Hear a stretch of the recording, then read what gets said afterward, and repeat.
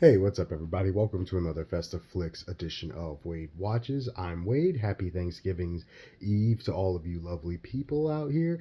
And for my latest Festive Flicks review, my fourth review, I'm going to be reviewing Goodfellas. Yes, that Goodfellas from 1990, directed by Martin Scorsese and starring Ray Liotta, Robert De Niro, Joe Pesci, Lorraine Branco, and Paul Sorvino. So I figured that since I did Godfather for last year's Festive Flicks for Thanksgiving, I'd slap another Mafia classic onto the lineup for this year's Thanksgiving. I guess it's just kind of my like my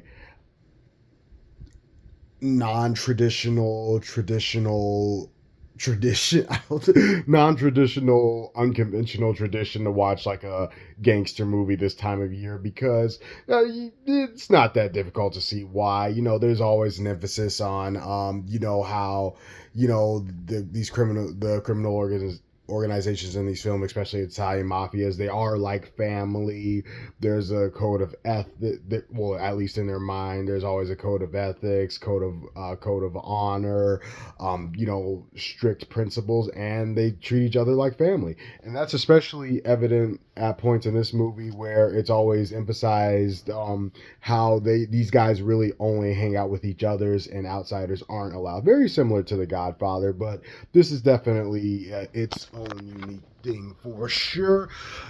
Because the main thing that works about Goodfellas for me is the fact that it's basically all about a a guy, Henry Hill, played by the late great Ray Liotta, justifying his childhood fantasy of playing gangster once again. And this is definitely something I've noticed in a lot of Scorsese's films. We have someone who's basically an absolute piece of shit hanging out with other absolute pieces of shit, talking themselves and their companions' actions up, hyping themselves up to be actually righteous people, good people, just doing things their own way and looking down on other people who have a conscience.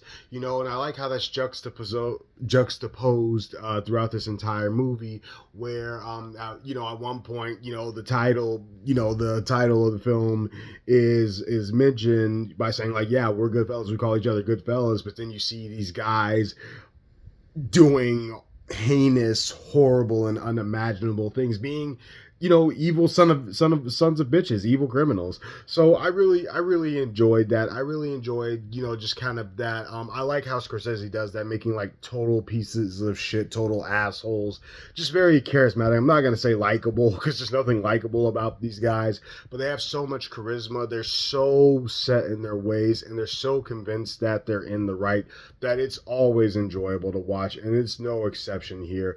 Solid performances all around across the board. It's mainly Ray Liotta's movie, Henry Hill's movie, because this is based off of the accounts of the real life figure Henry Hill, based off the book Wise Guys.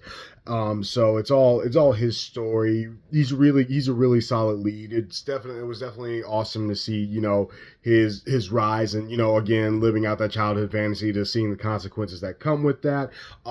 Definitely really solid supporting cast.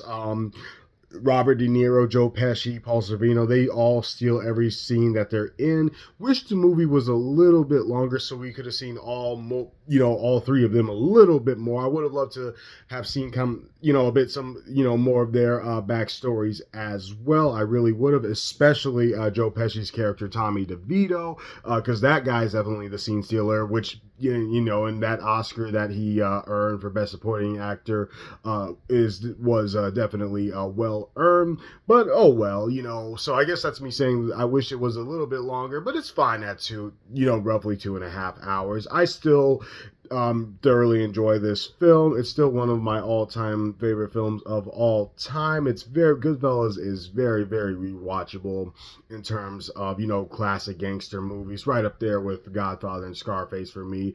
But I guess if I were to say anything about it, I do wish that there was like, I think there might be like, I wish there was that extended cut so we could see more of the supporting cast and not just like, mainly for the most part, follow like Henry Hill's story.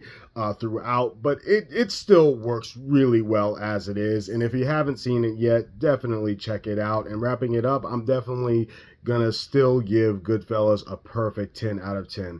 Gangster movie classic. It's that classic rise and fall story. It's a very quintessential one. This and Scarface are the quintessential rise and fall gangster movies. You know, to protect, both films feature protagonists who think that this is the way to live. That they have goals in this organization, but you reap what you sow in the world. So both of those films get that right. I'd say between the two of them, I can't pick. They're two very different films, but both of them portray that rise and fall very, very well. I love it. So 10 out of 10 for Goodfellas, one of Martin Scorsese's best, one of the best gangster films, if not the best gangster film of all time, depending on who you ask. And this has been another Festive Flicks edition of Wade Watches. Yes, once again, I am reviewing this for Thanksgiving, and I make no apologies for it. I mean, come on, that prison dinner scene is classic. What do you want me to do? So, perfect 10 out of 10 for Goodfellas. This has been another Festive Flicks edition of Wade Watches. This was one of two movies that I hope to review for Thanksgiving, and I will see you all with more down the road. Happy early Thanksgiving to you, and peace.